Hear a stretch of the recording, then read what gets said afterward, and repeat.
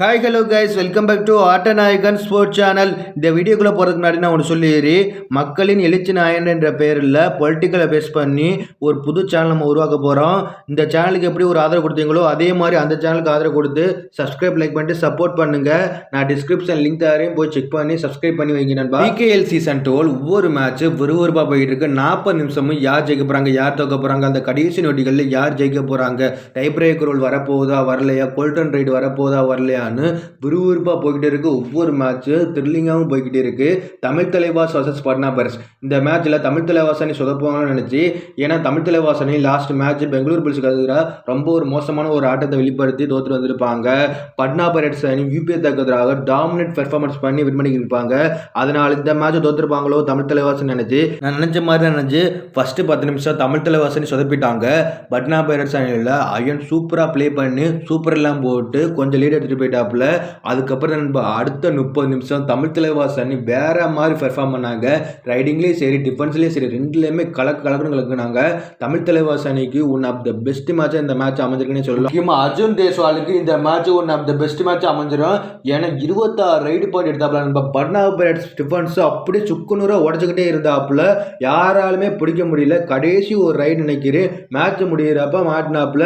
மற்றபடி எல்லா ரைடுலையும் dominate performance பண்ணி 26 ரைடு பாயிண்ட் எடுத்து நிஷாந்த் தேவடிக்க பவன் சரவத் இவங்க 2 பேருக்கு அப்புறம் அதிக புள்ளி எடுத்து ஒரு ரைடரா அர்ஜுன் தேஸ்வால் ப்ளே பண்ண போறாப்புல. ப்ரோ கபடியில் பயங்கரமா பெர்ஃபார்மன்ஸ் பண்ணிக்கிறாப்புல. கன்சிஸ்டன்டா விளையாண்டுக்கிறாப்புல. சப்போர்ட் மட்டும் கிடைச்சுன்னா பயங்கரமா பெர்ஃபார்ம் பண்ணக்கூடிய ஒரு பிளேயர்.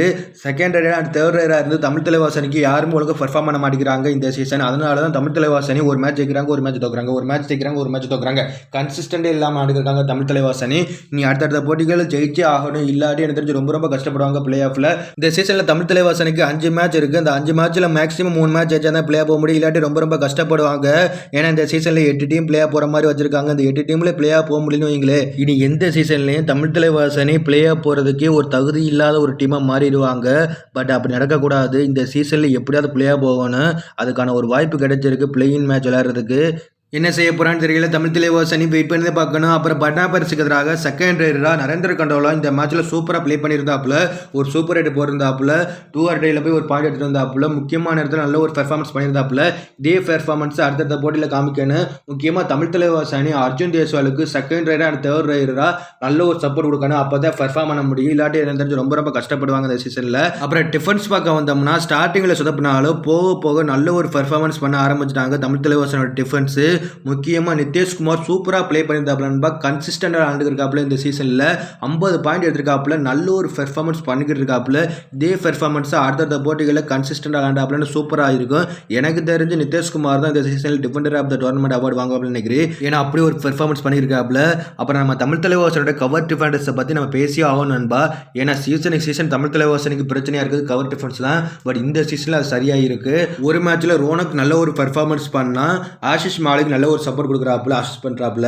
இன்னொரு மேட்ச்சில் ஆஷிஷ் மாலிக் நல்ல ஒரு பெர்ஃபார்மன்ஸ் பண்ணால் ரோனக் நல்ல ஒரு சப்போர்ட் கொடுக்குறாப்புல. இப்படி தான் இருக்கணும். கவர் டிஃபென்ஸ்னா இப்படி தான் ப்ளே பண்ணணும். அப்போ தான் டீம் ஜெயிக்க முடியும். பட் நான் சொல்லியே ஆகணும், சீசன் தமிழ் தலைவாசன் என்ன பண்ணுவாங்கன்னா டிஃபென்ஸில் தேவையில்லாமல் சூப்பர் ரைடை விட்டு கொடுப்பாங்க. லீட் எடுத்த பாயிண்ட் அப்படியே விட்டு கொடுப்பாங்க.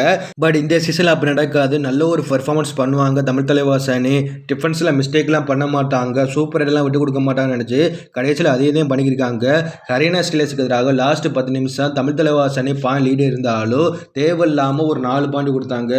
அதே மாதிரி கடைசி 5 நிமிஷத்தில் பட்னா பைரட்ஸுக்கு எதிராக தேவையில்லாமல் ஒரு சூப்பர் ரைட் விட்டு கொடுக்குறாங்க அயனுக்கு. அதை என்னால் ஏற்றுக்க முடியல. சப்போஸ் இந்த மேட்ச்சில் தமிழ் தலைவாசனி 5 பாயிண்ட் லீடில் இருந்திருந்தாலும் தமிழ் தலைவாசனி இந்த மேட்சை தோற்றுருப்பாங்க.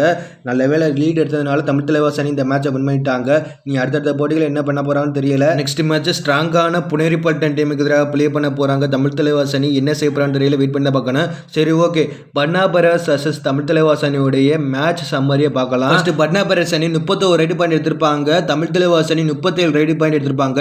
சூப்பர் ரைடு பட்னா பைரட்ஸ் அணி 2 சூப்பர் ரைடு எடுத்திருப்பாங்க. தமிழ் தலைவாசனி ஒரு சூப்பர் ரைட் பாயிண்ட் எடுத்திருப்பாங்க. அப்புறம் டிஃபென்ஸில் பட்னா பைரட்ஸ் அணி 3 டேக்கிள் பாயிண்ட் எடுத்திருப்பாங்க. தமிழ் தலைவாசனி 12 டேக்கிள் பாயிண்ட் எடுத்திருப்பாங்க. அப்புறம் ஆல் அவுட் பாயிண்ட்ஸில் பட்னா பைரட்ஸ் அணி ஒரு முறை தான் ஆல் அவுட் பண்ணியிருப்பாங்க, 2 பாயிண்ட் எடுத்திருப்பாங்க. தமிழ் தலைவாசனி 3 முறை ஆல் அவுட் பண்ணி 6 பாயிண்ட் எடுத்திருப்பாங்க. எக்ஸ்ட்ரா பாயிண்டில் பட்னா பைரட்ஸ் அணிக்கு 1 பாயிண்ட், தமிழ் தலைவாசனிக்கு 1 பாயிண்ட். தமிழ் தலைவாசனி பட்னா பைரட்ஸ் டீமுக்கு எதிராக 19 புள்ளி பாயிண்ட் லீடு எடுத்து வின் பண்ணியிருக்காங்க.